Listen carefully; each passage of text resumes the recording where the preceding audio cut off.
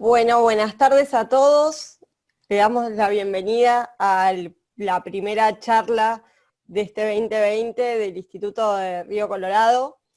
En este caso tenemos la presencia de Ruth Zurbrigger, docente, activista, investigadora de la colectiva feminista La Revuelta de Neuquén y especialista en educación sexual integral, que nos va a acompañar en esta charla que hemos titulado Ni una menos, cambiar la mirada de la formación docente a través de la perspectiva de ESI y la perspectiva de derechos. Así que le damos la bienvenida también a la directora Luciana Machado, a las profesoras Ana Laura Cabrera, Melissa Contreras, Claudia Luciani, Andrea Testarmata, Paula Mele, que nos acompañan con Pedro Irazábal, y a los alumnos del taller de ESI y de problemáticas socioeducativas de la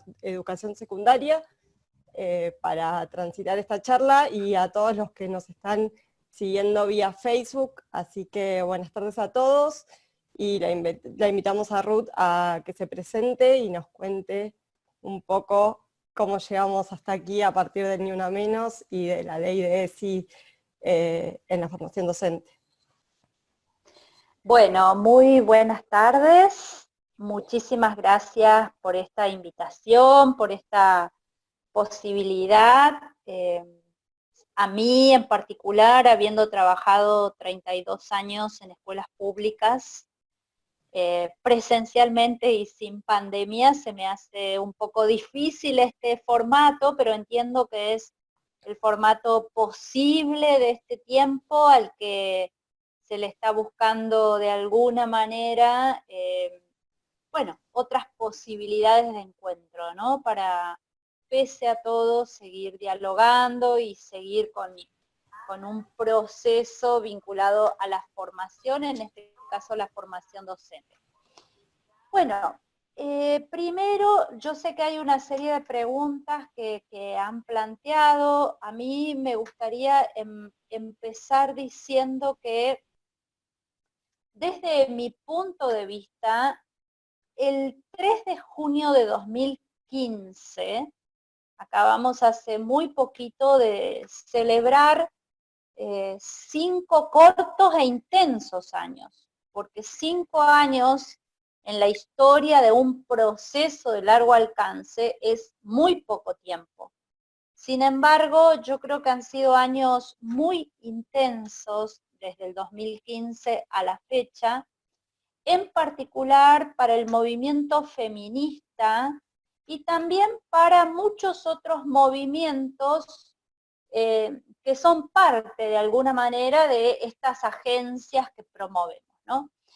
Entonces, me interesa decir que creo que el 3 de junio, ese primer Ni Una Menos, significó un acontecimiento ético que nos permitió salir a la calle, o que nos empujó a salir a la calle masivamente ante los hartazgos de los femicidios. Ese fue el detonante, digamos, ¿no? Bueno, la seguidilla de femicidios que provocaron esa indignación que nos permitió la organización enorme que hubo a lo largo de todo el país a partir de una acertadísima convocatoria.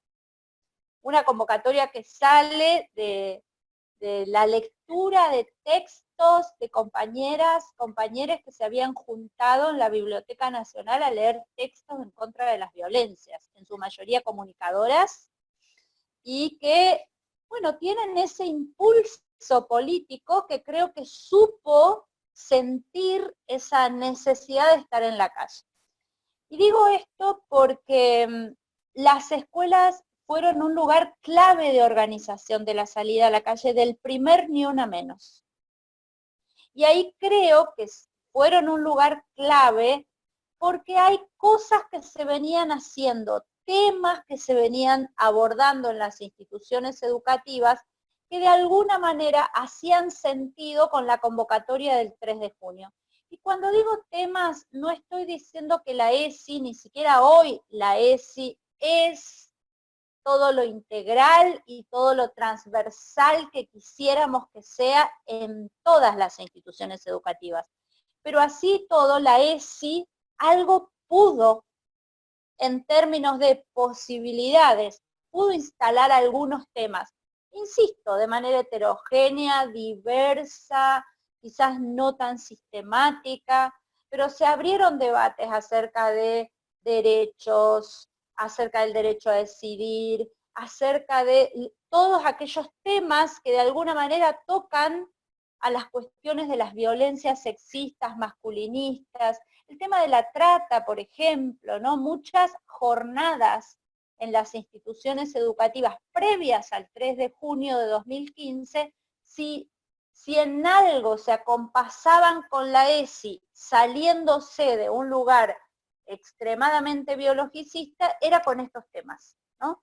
Y creo que entonces ese estallido, ese acontecimiento, ese disloque, creo yo, cultural, político, social, se termina expresando en la calle ese 3 de junio con las escuelas cumpliendo un rol muy importante, pero sin que la convocatoria quede en manos únicamente de las escuelas, ¿no? Digo, las escuelas como un lugar de organización y muchos otros lugares hubo de organización social para salir a la calle. ¿Por qué digo que fue un acontecimiento ético además? Porque puso a los temas de las violencias, así las violencias en plural, contra las mujeres, especialmente contra las mujeres, pero también contra lesbianas, contra travestis, contra trans, lo puso en otros términos. Y esos otros términos para mí hablan de la desprivatización de las violencias. Digo, hicimos en la calle como una inmensa clase pública donde miles y miles de mujeres hablaban por los micrófonos de los medios de comunicación sobre las situaciones que habían vivido durante años. Los maltratos, los ninguneos, las violaciones, hubo narraciones a cielo abierto, digo yo, ¿no? Y en ese sentido, digo, es la desprivatización, porque siempre se venía narrando a la violencia, y las feministas hemos hecho muchísimo para que se saque a las narraciones justamente de ese lugar, pero el lugar era, las violencias son algo del orden de lo privado, y entonces corresponde a esas personas que a nivel individual estarían sufriendo situaciones de violencia que escapen de ellas, que busquen ayuda, etcétera, etcétera. Creo que lo que hace Ni Una Menos es instalar otros modos para pensar todo aquello relacionado con las violencias. Ni Una Menos como colectivo, como organización, como movimiento, como querramos analizarlo, también tuvo un proceso que me parece a mí ese proceso es un proceso de pensamiento y acción, porque fue con el paso de los años complejizando sus maneras también de abordar todo lo que tiene que ver con las violencias sexistas, las violencias de género, las violencias masculinistas. ¿Y por qué digo esto? Porque dejamos también de pensar a las violencias de manera fragmentada desde el colectivo Ni Una Menos para ensamblarlas en otras violencias muy asentadas estructuralmente, que permiten en todo caso, o que son el terreno fértil para las violencias sexistas. En esto, si una persona quisiera hacer un recorrido de estas argumentaciones a las que me refiero, podríamos, por ejemplo, leer los 5 documentos de Ni Una Menos, desde el primero hasta el que tenemos hoy, y vamos a poder ver cómo las argumentaciones fueron creciendo en complejidad para explicar, pero también en el abanico de reclamos que podemos incluir cuando hablamos de Ni Una Menos, ¿no? Entonces, me parece que todo eso es muy importante. Y por supuesto que ese evento, ese acontecimiento del 3 de junio tuvo un alto impacto sobre la ESI, sobre la Ley de Educación Sexual Integral. Un poco por lo que estoy diciendo, un poco por lo que habilitó, un poco porque significó un punto de inflexión en estas temáticas. Yo creo que a lo largo de la historia de la ESI, 2006 se aprueba la ley y quizás muchas personas que están acá no saben porque en ese momento no siguieron ese debate de 2006, pero ahora cuando veamos algo de el movimiento Con Mis Hijos No Te Metas, vamos a ver que mucho de lo que plantea este movimiento es lo que planteaba en 2006 cuando se oponía a la sanción de la ley. Lo que pasa es que el debate sobre la Ley de Educación Sexual Integral en 2006 no fue un debate en los términos que vimos, por ejemplo, el debate 2018 acerca del aborto legal, ¿no? Fue un debate más acotado, con fronteras, digamos, mucho más fijas y bueno, eso, acotado a quienes veníamos interesadas en este trabajo desde hacía mucho tiempo, pero no tenía como la atracción social que tienen hoy algunas temáticas que trae la agenda feminista. Después voy a hablar de eso, de los temas que en 2006 se plantearon para plantear, estamos en contra de la aprobación de esta ley, pero que son los temas que se reavivan hoy. Bien, vuelvo a la ESI, 2006. Dije que la ESI para mí, el programa nacional y lo que significó esta ley, tuvo puntos de inflexión que hicieron repensar a la propia ESI. Y esos puntos de inflexión para mí, uno fue el debate sobre matrimonio igualitario, 2009. Creo que ese debate también marcó un rumbo o hizo revisar materiales del programa, convocó a otra gente para estar entre las acciones de formación del programa nacional, ¿sí? Luego, por supuesto, la sanción de la ley de identidad de género también trajo discusiones para pensar la ESI. Y esto no quiere decir que no tengamos que hacer mucho trabajo para desdicotomizar la ESI, para sacarla del lugar del binarismo. Hay mucho por hacer allí. Pero estas leyes que estoy nombrando también deben verse como parte de todo ese plexo normativo que sostiene a la ESI. La ESI no es sola la ley de educación sexual integral, la que crea el programa, la 26.150, no está sola en el vacío, ¿no? Es una ley que tiene como sostén, podríamos decir, la Declaración Universal de los Derechos de la Niñez y Adolescencia, la Convención Internacional por la Eliminación de todas las formas de las violencias hacia las mujeres, que tiene rango constitucional. Podríamos pensar en la Ley de Educación también, que es posterior, pero que colabora en que en la formación docente tengamos espacios de ESI, por ejemplo, ¿no? Entonces dije, puntos de inflexión, 2009, punto de inflexión con la sanción de la ley de matrimonio igualitario, punto de inflexión con la sanción de la ley de identidad de género y por supuesto 2015. 2015 por la masividad que tuvo esa convocatoria y como los efectos después dentro de las instituciones, ¿no? Estos momentos de cimbronazo social, digo yo, que hacen que las escuelas o que las instituciones educativas tengan que repensarse, ¿no? Colaboran para eso. Luego, me gustaría decir que antes de entrar en lo del movimiento Ni Una Menos, de Con mis hijos no te metas, me gustaría decir que si bien toda educación es sexual, como brillantemente lo formula el equipo de Graciela Morgade en ese libro que publican y que se llama Toda educación es sexual, me parece que es importante seguir analizando, pensando, problematizando por qué toda educación es sexual, pero no toda educación sexual es integral.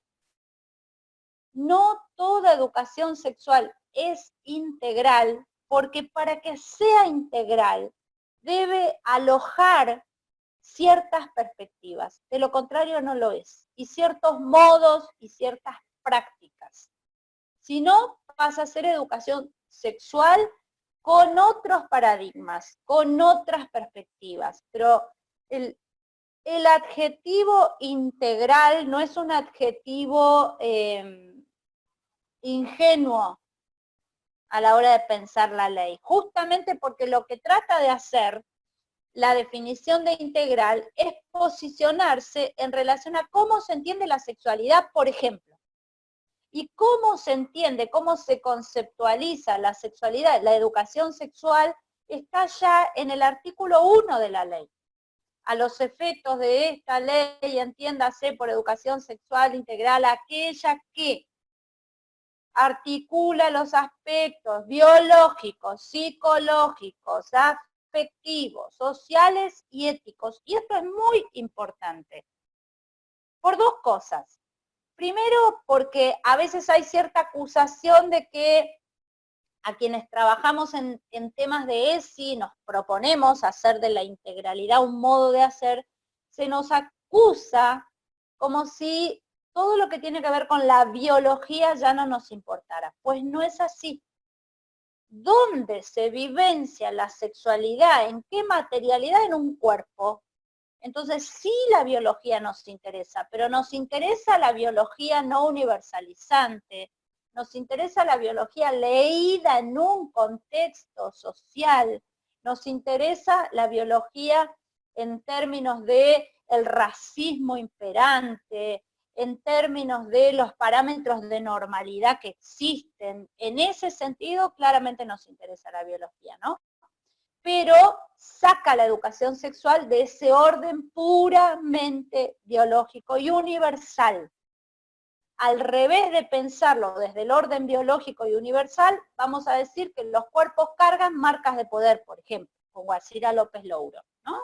Los cuerpos cargan marcas de poder. ¿Qué estás queriendo decir, Ruth, con eso? Y no es lo mismo tener un cuerpo con una piel oscura en el mundo racista en el que vivimos que de color blanca, ¿no? No es lo mismo definirse como trans que definirse como varón cis, por ejemplo.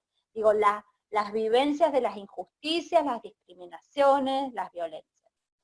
Bueno, entonces, para que sea integral, para que la educación sexual sea integral, tiene que, por un lado, considerar a la sexualidad desde estas definiciones, ¿no?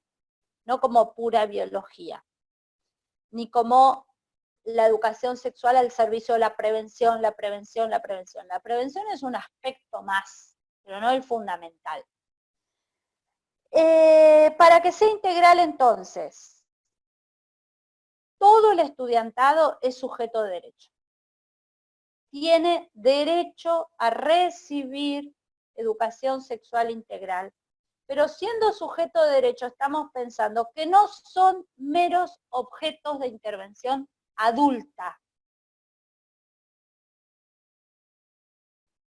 También entonces será integral aquella que abarca las múltiples dimensiones, que considera que la sexualidad abarca estas múltiples dimensiones, lo que estaba diciendo recién yo.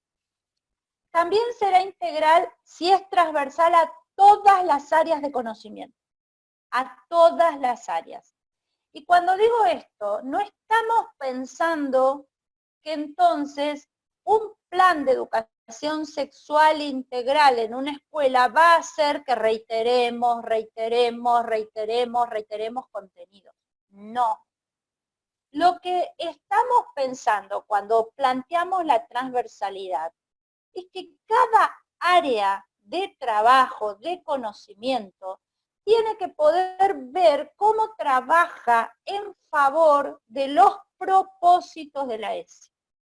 Entonces, yo puedo ser la profesora de química y no tengo por qué enseñar, no sé, métodos anticonceptivos para que una persona no se quede embarazada, porque yo doy química y eso lo tendrá que dar la profesora de biología, pero en química. ¿Cómo trabajo en la clase de química para promover la igualdad entre varones, mujeres, trans, travestis del aula? Por ejemplo, o sea, me tengo que ir preguntando sobre eso, sobre los propósitos, para ver cómo voy atravesando también en esas áreas de conocimiento que pareciera que no tienen nada que ver con la ESI y tienen un montón que ver, ¿no? Porque si yo soy un profesor de, no sé, de herrería en la escuela media,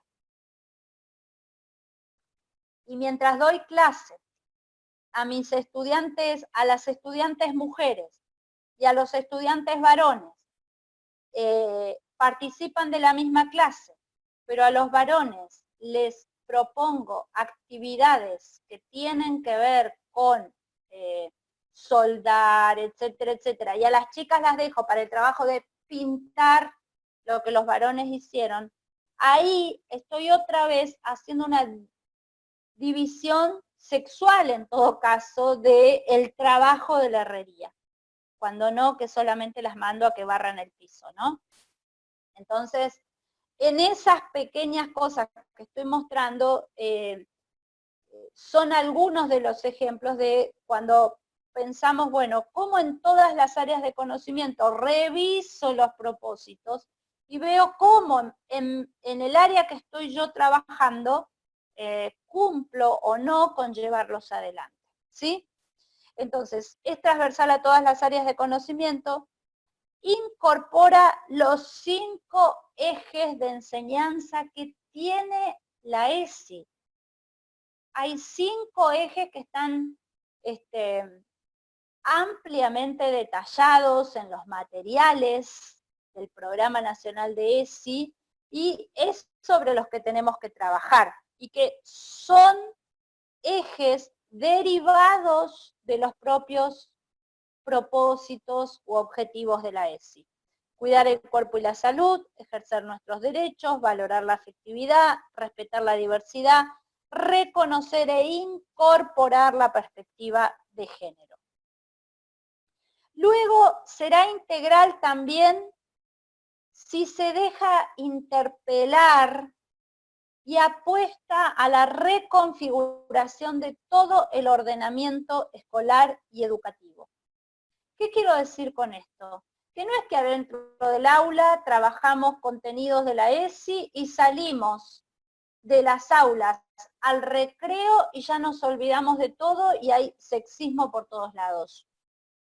Y hay jerarquización y hay privilegios para, por ejemplo, los cuerpos de varones, ¿no? Entonces es una reconfiguración de todo el ordenamiento escolar y educativo. Y una cosa muy importante también, que hasta aquí no lo dije, pero dije que el estudiantado es sujeto de derecho y no objeto de información adulta. Y los docentes son sujetos de derecho y de sexualidad y de género. No estamos pensando que género y sexualidad y corporalidad tienen nuestros estudiantes y quienes damos clases pareciera que todavía tenemos la posibilidad de entrar a las aulas solo con la razón, ¿no? No, la apuesta por la ESI es una apuesta al reconocimiento de nuestra condición de sujetos sexuados, sujetos de clase, sujetos vinculados a un color de piel, a una elección sexual también. Bueno, también para que sea integral, deberá institucionalizarse la ESI en la escuela, tendrá que promover equipos de trabajo con enfoques integrales. La perspectiva de género tiene que ser un motor de las prácticas integrales a las que nos estamos refiriendo. Si pensamos, también será integral si es una propuesta que abogue por las prácticas contextualizadas y propuestas situadas, si desarrolla la reflexividad y la capacidad de escucha, como algo muy, muy importante. Bueno, eso en términos generales acerca de la ESI, la integralidad de la ESI. ¿Quieren que me calle un ratito ahí? Hacen algunos comentarios y seguimos, o sigo con parte de lo del movimiento Ni Una Menos. Estoy mirando las preguntas que me había mandado Ana, más específicamente. El movimiento Con Mis Hijos No Te Metas es un movimiento que tiene ya varios años de conformación, sobre todo en algunos países de América Latina, como es el caso de Perú, un enclave importante allí, Brasil. A nuestro país, yo me animo a decir que la organización como movimiento es posterior a agosto de 2018. Como movimiento, como presentándose con Mis Hijos No Te Metas. Esto no quiere decir que antes no haya habido conatos de discusión en escuelas, de familias que se oponían al trabajo de la ESI, pero más disgregado, si se quiere, y no como presentándose como se presentaron a partir, diría yo, del 9 de agosto de 2018 en las escuelas a hacer trabajo fuerte en contra de quienes desarrollan la ESI. Inclusive hicieron presentaciones judiciales. En Neuquén hubo una presentación contra la ministra de Educación, porque la ministra de Educación ratificó en agosto, septiembre de 2018 la aplicación de la ESI en la provincia y una presentación penal. No habíamos visto esas cosas hasta aquí. Insisto, no quiere decir que no ha habido tiempos en que hubo docentes que fueron de alguna manera interpelados por familias que no querían que se trabaje contenidos de la ESI, ¿no? En general, familias que tienen una mirada como un poco unilateral de lo que se estaría trabajando dentro de los contenidos de la ESI, porque si una toma los propósitos de la ESI, tiene que leerlos y los objetivos del artículo 3 y decir, a ver, pero ¿quién puede no coincidir con esto que estamos buscando, ¿no? Y ya está, simple el ejercicio que hay que hacer. Bueno, yo creo que el movimiento Ni Una Menos, que el movimiento Con Mis Hijos No Te Metas, en parte es una respuesta organizada de parte de los sectores conservadores, antiderechos, pro anti todo, me dijo el otro día una compañera, son pro anti todo, ya, anti todo. Bueno, estos sectores para mí se organizan fuertemente en Argentina después del debate en el Senado. El debate sobre la posibilidad de interrupción voluntaria del embarazo. Y aclaro voluntaria porque interrupción legal del embarazo ya tenemos causales en este país, ¿no? Lo que se discutió en 2018, lo que obtuvo media sanción de diputados y diputadas es la posibilidad de la interrupción voluntaria del embarazo hasta la semana 14 de gestación. ¿Eso qué quiere decir? Que una persona solicita la interrupción sin tener que dar motivos. sin tener que estar aglutinada en una causa. El motivo es, listo, no quiero decírtelo. El motivo es mi decisión. Eso era lo que se estaba discutiendo. Eso, nada más. Y eso tuvo media sanción en diputados y diputadas. Y tuvo media sanción en diputados y diputadas con un movimiento que arrasó.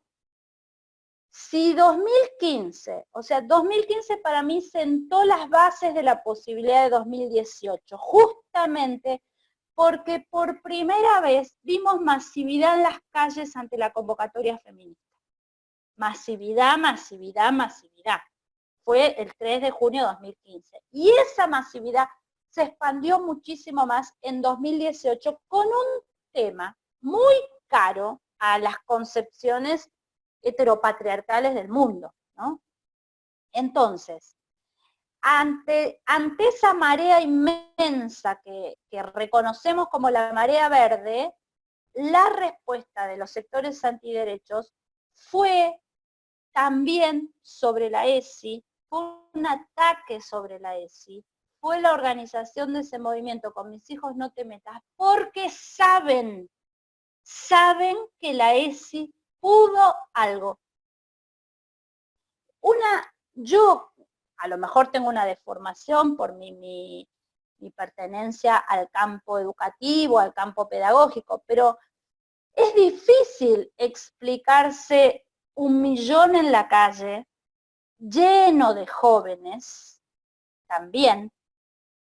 Es difícil explicarse casi 2 millones cuando fue la discusión del Senado en las calles de este país, si no pensamos en que algo pudo hacer la ESI en las escuelas. ¿Qué pudo hacer? Habilitar debates, habilitar discusiones. Es como que en alguna medida la ESI un poco contribuyó a esa marea verde. No es que hizo todo por la marea verde, no estoy diciendo eso, digo que contribuyó.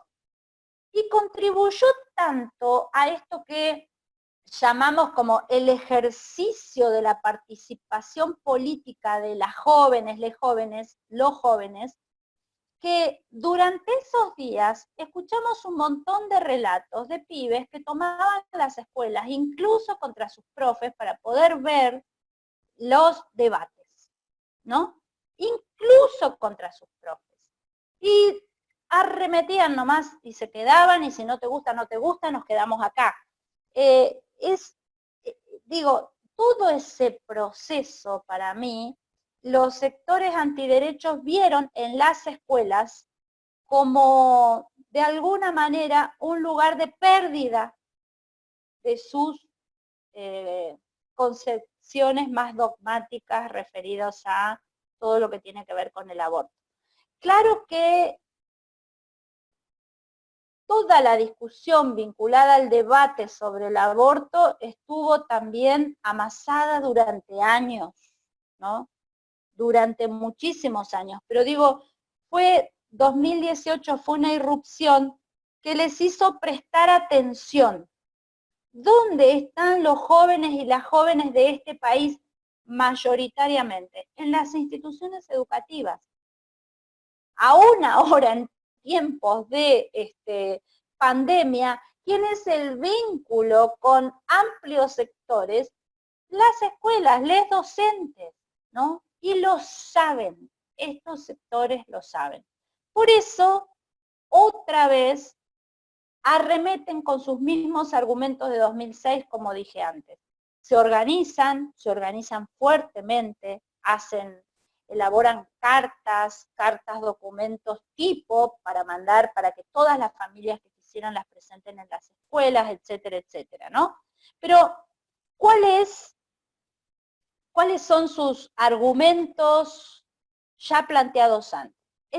Uno de ellos. ¿A quién le corresponde educar en materia de sexualidad? Esa es la gran disputa, una de las grandes disputas. ¿A la familia o a la escuela? Por supuesto, estos sectores dicen a la familia. A la familia. No vaya a ser cosa de que la escuela interpele alguno de los dogmas familiares. No vaya a ser cosa que la escuela habilite a que se hable del maltrato que se puede sufrir dentro de una familia.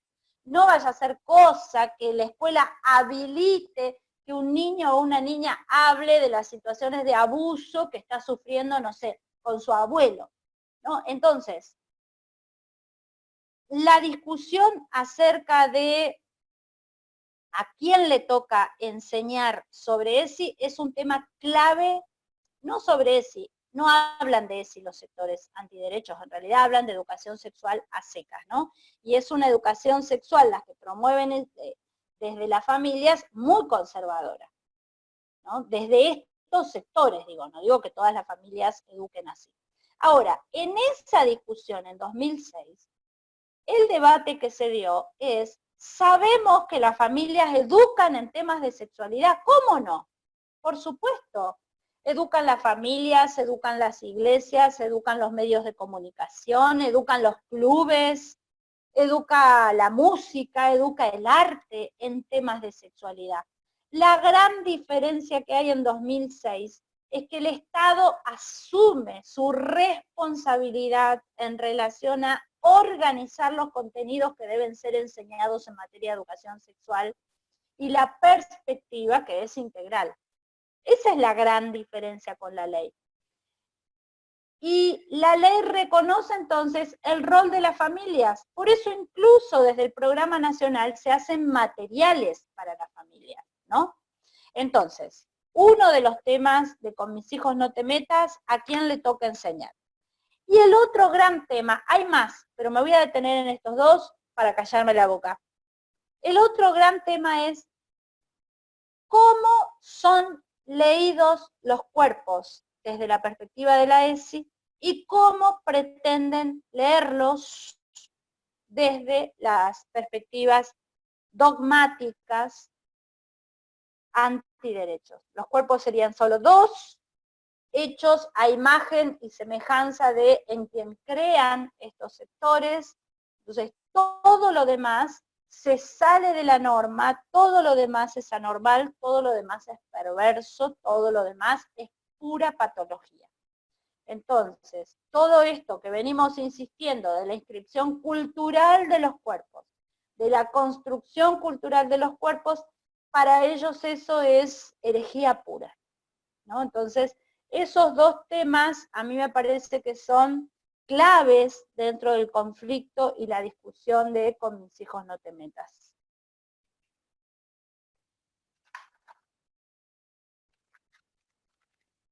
Les voy a leer una cita chiquita de Butler. En 2019 ella habla sobre la ideología de género, mitos y realidades en un artículo que publica en una revista cultural y dice, podría decirse que este ataque contra la ideología de género tomó forma en 2004, cuando el Pontificio Consejo de la Familia escribió una carta a los obispos de la Iglesia Católica señalando el potencial del género para destruir valores femeninos importantes para la Iglesia, fomentar conflictos entre los sexos y para refutar la distinción natural y jerárquica entre hombre y mujer, en la cual están basados los valores familiares y la vida social, ¿no? Quienes atacan son sectores de mucho poder. Eso también hay que decirlo. Una cosa es que hagan base, ¿no? Es decir, que hagan sentido y significado en sectores populares o sectores de clase media, lo que fuere, pero son sectores de mucho poder y de mucho poder económico también. No hay que borrar eso de lado, ¿no? Y el feminismo viene siendo su gran contrincante, diríamos, porque si algo hacemos desde los feminismos en plural, justamente es poner en entredicho todos los dogmas, absolutamente todos. Nada es natural, para nosotras y nosotres y ellos, los varones que se consideran feministas. Nada es natural, ¿no? Entonces, esa explicación de la naturaleza como hecho fortuito, por lo cual habría desigualdades, no nos viene bien, pero no nos viene bien para explicar ninguna desigualdad. Y eso es profundamente aterrador para estos sectores. Y lo otro, lo último, que no lo dije antes, y lo quiero decir cuando dije por qué 2018, por qué algo pudo la escuela, algo pudo la ESI, cómo colaboró en esa salida de tantas jóvenes y tantos jóvenes. ¿Qué dicen las pancartas y los cánticos de los jóvenes desde 2015 en las marchas de Ni Una Menos? Más ESI. Queremos ESI. Que nos enseñen ESI. ¿Cuándo salen con pancartas a pedir clases de historia? ¿En qué punto la ESI hace sentido con sus propias vivencias, con sus sufrimientos, con los daños, con los placeres, con los deseos, con las promesas de porvenir? ¿Por qué la piden? ¿Y por qué se le teme a eso? Porque como dice Graciela Morgade, hay deseo de saber. Hay deseo de saber en temas de ESI. Y eso asusta. Asusta a estos sectores que prefieren un no saber, que es un no saber que tiene conocimientos también. No es un no saber donde no hay nada. Bueno, eso.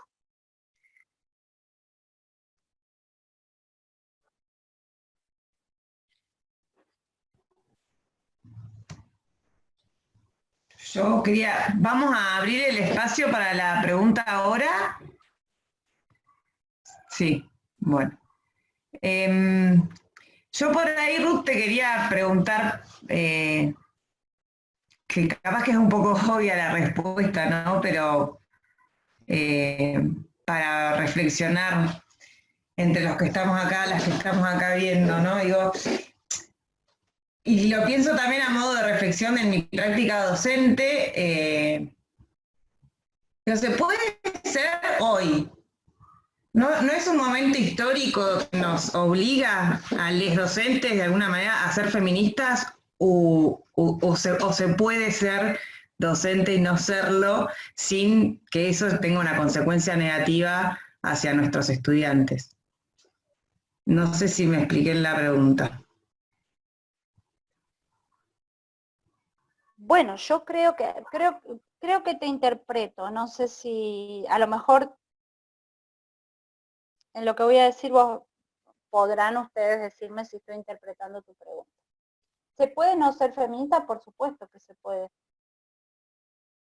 ¿Qué efectos tiene eso en la práctica docente? Ya es una pregunta. El feminismo es también una pregunta por las desigualdades de este mundo. Es también. Es una pregunta por el racismo, por el sexismo.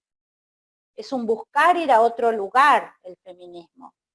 Y en ese sentido, el feminismo es pura ideología. Yo voy a defender eso.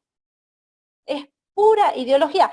Porque si no lo fuera, podríamos pensar en maneras biologicistas de entender al feminismo y entonces viene esa respuesta que a lo mejor a algunas de las personas que están escuchando ya me la van a decir o se les prende por decírmela, que es, bueno, pero las mujeres son más machistas que los varones.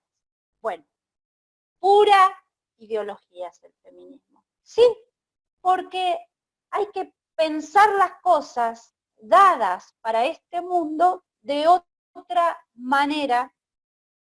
Cuando una es feminista empieza con esa otra manera, empieza a sospechar. Yo digo, somos unas sospechosas incansables, sospechoses incansables, ¿no? Entonces, todo puede ser cuestionado desde el movimiento feminista. Es movimiento social, es movimiento teórico, es movimiento que genera un cambio en la vida cotidiana. Como hay una autora feminista que se llama Sara Ahmed que dice, las feministas, una vez que abrazamos el feminismo, estamos con el botón encendido todo el tiempo. El botón encendido es, no, basta, ¿no? O sea, ¿por qué esto? ¿Por qué aquello? ¿Por qué el otro? Y ella incluso usa la figura de las feministas como las aguafiestas, que a mí me encanta. Pero no las aguafiestas como las aburridas. Las aguafiestas que le vamos a aguar la fiesta al patriarcado, a la homofobia, al sexismo, al racismo. Esa es la fiesta que aguamos. Entonces, bienvenida esa, digamos, esa manera de aguar esas fiestas, ¿no? Entonces, ¿se puede no ser feminista? Por supuesto, sí, porque hay que abrazar al feminismo, y lo hago así, hay que abrazar en términos de concepción política, teórica.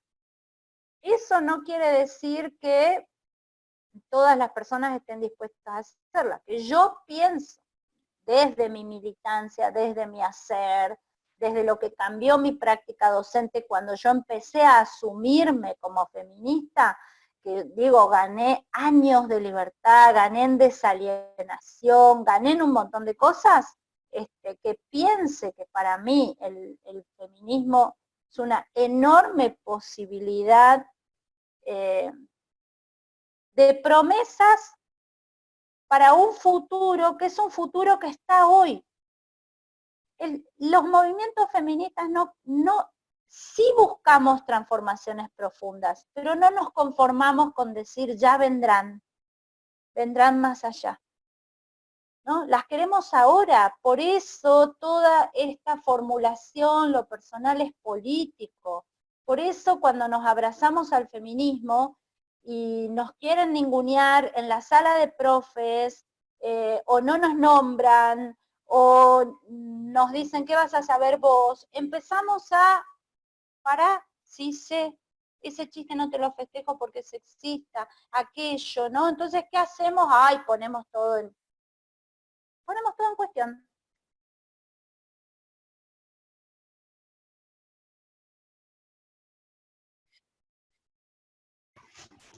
Bueno, por ahí están, vi que hay algunas estudiantes también y estaría bueno a ver si tienen alguna pregunta en relación de los talleres que están haciendo de ESI o de problemáticas socioeducativas. Capaz que se animan o la pueden mandar si no se animan a hacerla.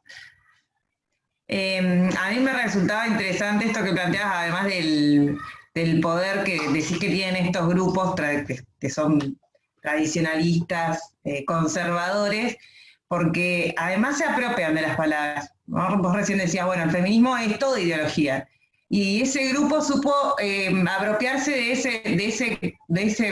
esa palabra, ¿no? Y además darle una connotación negativa, ¿no? Como ideología de género. Yo no quiero ideología de género en la escuela. Se apropian de la palabra y le ponen además un sentido totalmente negativo, cuando para nosotras las feministas justamente la ideología es todo.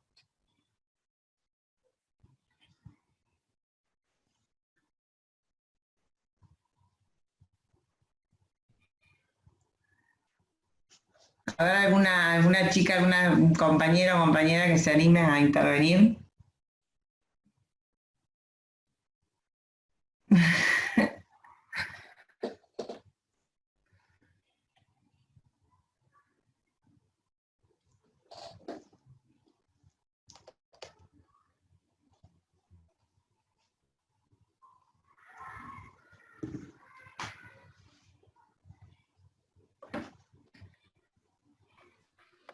A veces hablo con tanto ahínco que parece que después no, pero tengo capacidad para escucharlo. Desde el Facebook hay algunas preguntas que por ahí comparto. Valentina, quiero pedir sugerencias para quienes no hemos sido formados formados en ESI y lo hacemos por interés para enriquecer nuestras prácticas docentes. ¿Qué lecturas básicas necesarias nos podés recomendar? ¿Quieren que diga eso?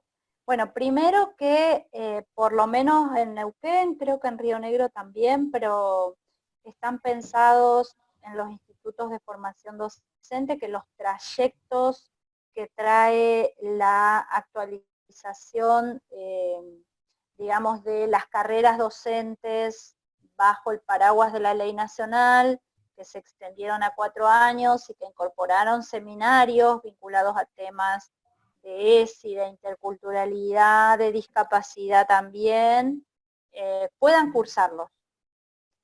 Están habilitados formas de cursado que incluyen docentes en ejercicio, sin que quienes dictan la materia o el espacio curricular tengan que volver a dictarlo, ¿no? Sino que por lo menos acá en Neuquén se pueden compartir las aulas con quienes están haciendo su carrera de formación docente como primera carrera. Eso por un lado. Después, bueno, creo que hay textos que son básicos, ¿no? Por ejemplo, el libro de Graciela Morgade, Toda educación es sexual. Me parece que es muy importante leerlo para pensar cuestiones claves de la ESI. Hay un libro que se llama Géneros, las tramas del saber en el espacio escolar. Ahí lo compila Elizalde y también es un libro muy interesante. Les puedo pasar bibliografía porque tengo un montón, pero digo, Graciela Morgade es una persona, Eleonor Faur, son compañeras que hace muchos años vienen trabajando sobre estas temáticas.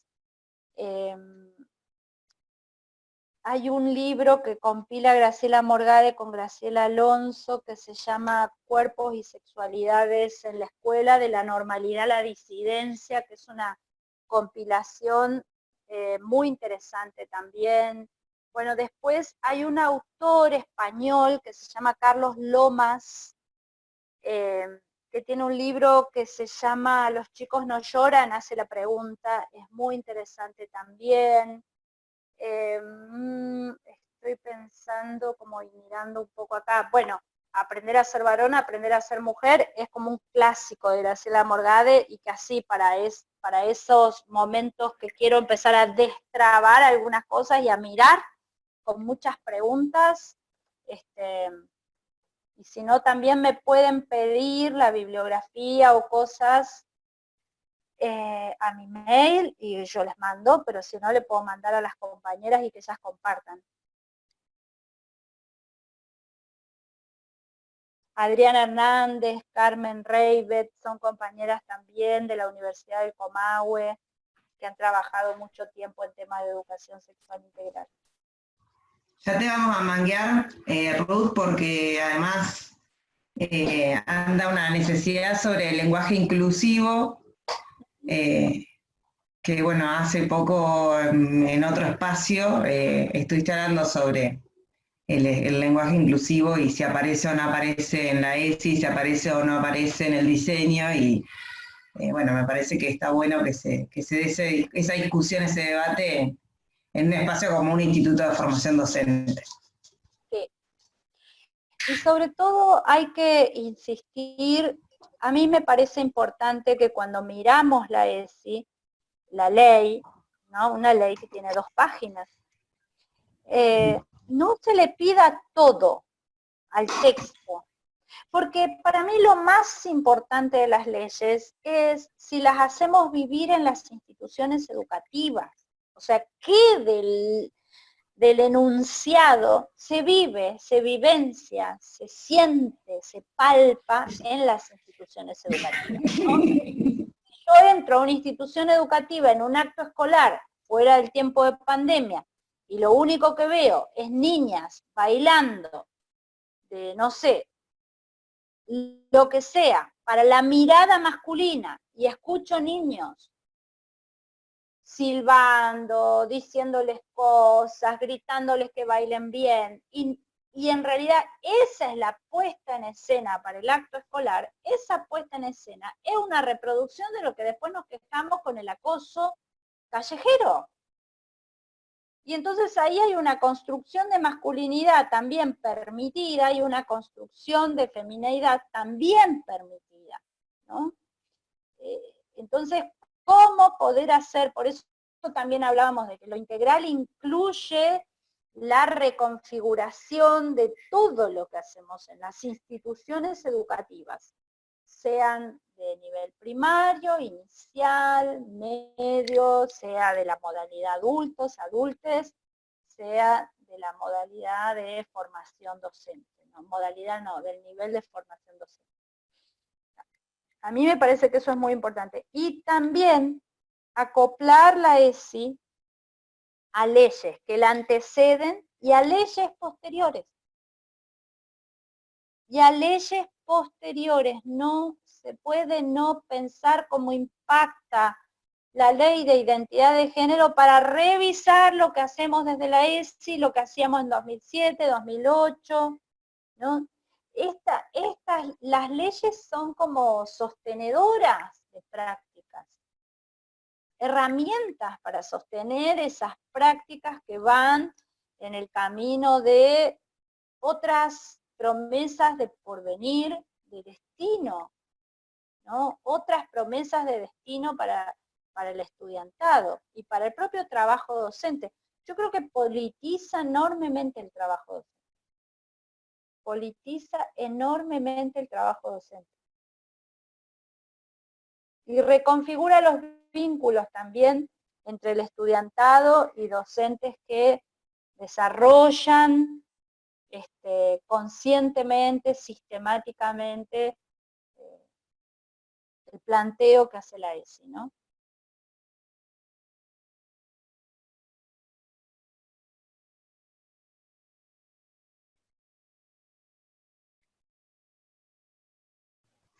Voy a terminar monopolizando la palabra y no quiero. Ah, Paola, ibas a hablar vos. Me parece que había otra pregunta.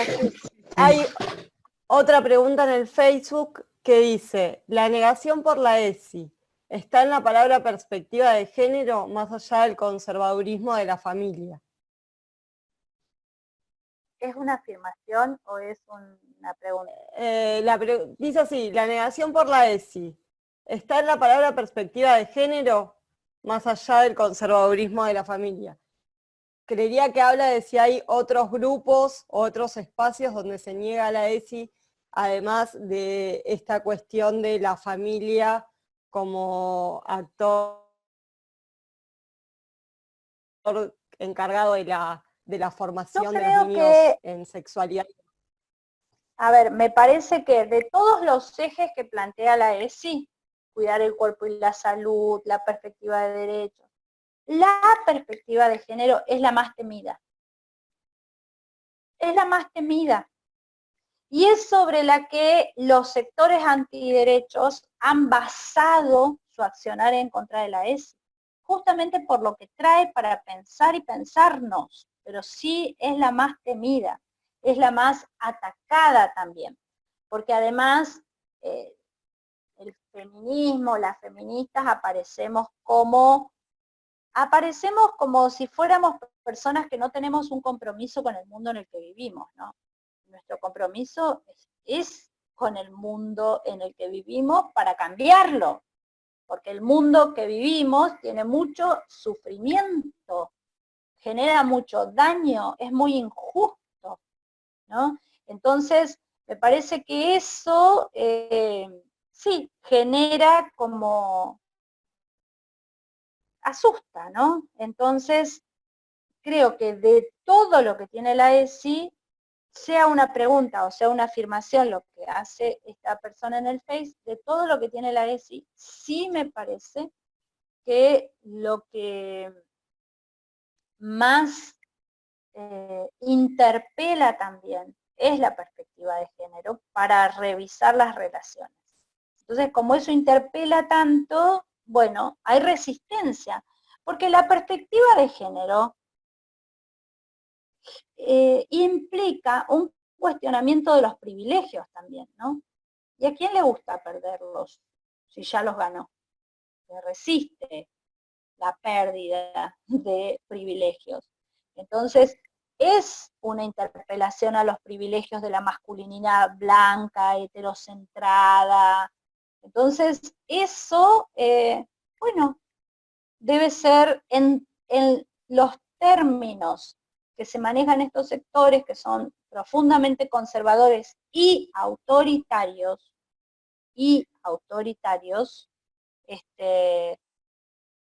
en sus términos hay que combatirlas.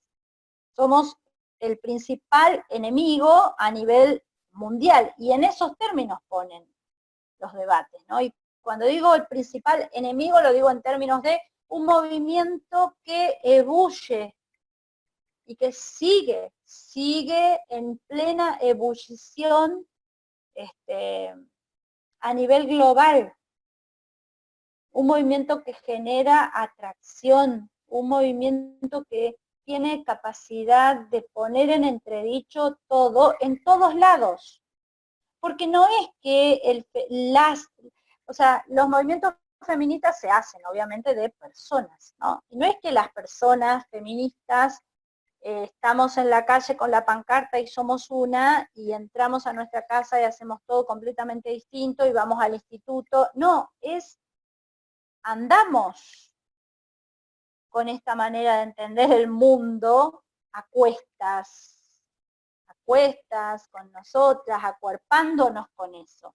Entonces es, bueno, un modo para pensar diferente todas las relaciones en los lugares en los que andamos. Entonces, los sindicatos, fíjense ustedes el proceso que hubo a nivel nacional con las intersindicales, ni una menos, intersindicales de mujeres. No hay espacio más masculinizado que los sindicatos.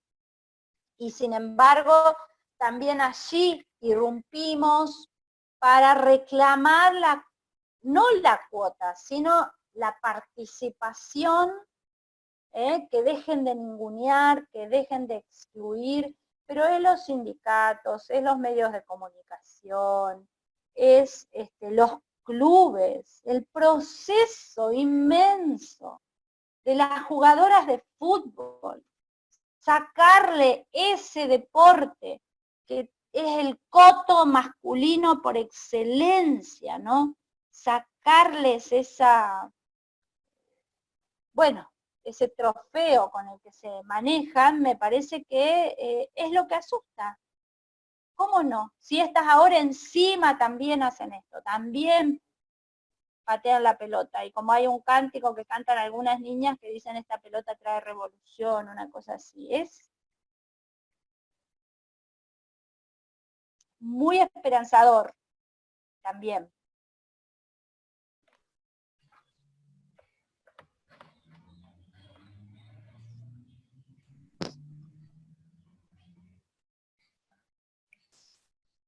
Quería compartir que los compañeros del Instituto de San Antonio Oeste nos están acompañando en esta charla, y una de nuestras estudiantes que está realizando la práctica docente nos deja un mensajito muy lindo que dice que los docentes tienen el privilegio y la responsabilidad de poder hacer un poco de justicia con la aplicación directa de la construcción de la ESI en la escuela, y agradece y aplaude el trabajo de los docentes del instituto que nos ayudan en nuestra formación, que agradece el espacio, y dice Ruth que sos muy clara y realista, que está maravillada por esta charla.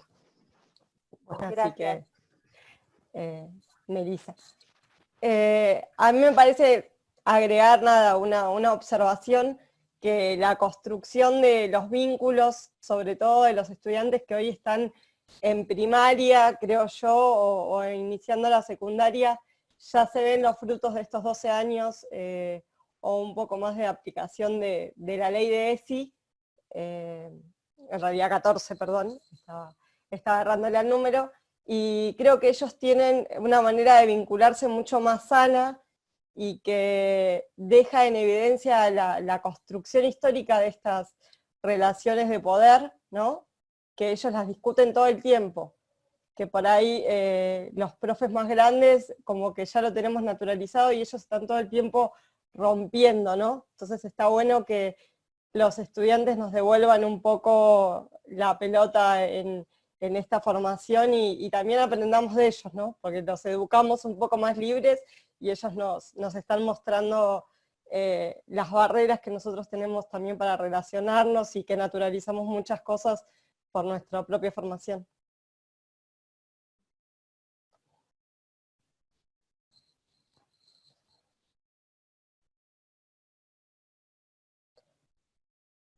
¿Alguna de las Bueno, compañías? ¿Alguien más que quiera hablar? Las alumnas, que las veo muy...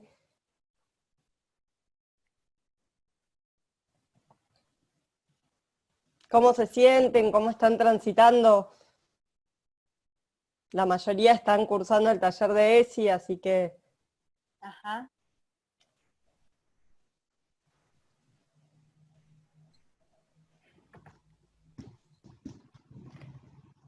Bueno, si les parece, dejamos acá. Yo me quedo con el compromiso de mandar un poco más de bibliografía, si necesitan para esas docentes que escribieron, o me pueden escribir a mi mail, que si quieren lo puedo pasar ahora.